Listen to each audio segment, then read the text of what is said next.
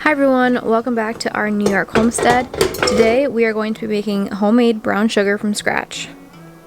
This is probably one of the easiest ways to start making your own sort of products at home. I love doing this, it's super easy.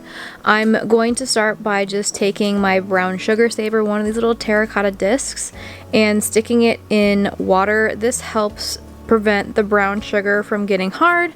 So I'm just going to rehydrate it by sticking it in a small glass of water while I make my brown sugar mixture.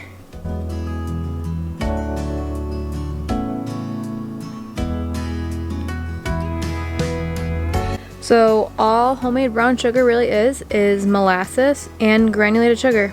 That is it.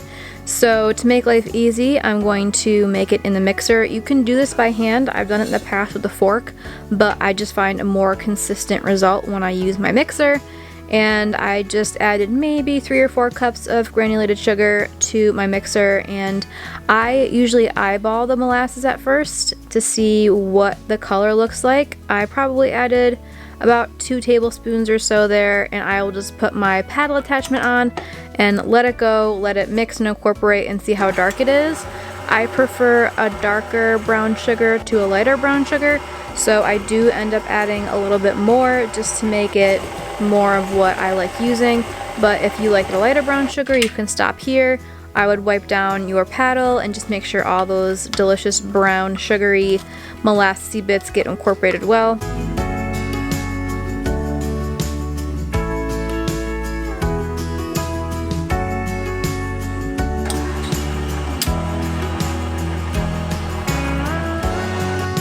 And once all the molasses kind of blends in with the granulated sugar, you get a really nice texture that's very consistent with your regular store-bought brown sugar.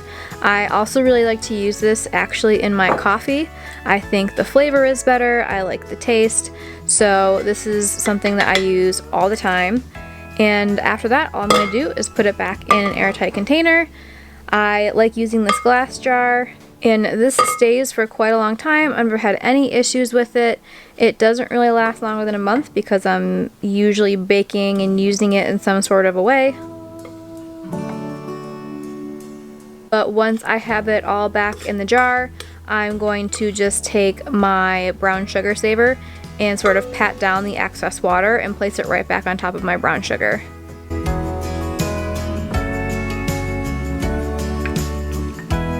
And that is it. I hope you enjoy learning how to make your own homemade brown sugar. If you enjoyed this video, please give it a thumbs up and subscribe. I make 2 new videos every single week on all things homemaking, country living, and sourdough. Thank you so much for watching, and I will see you in my next video.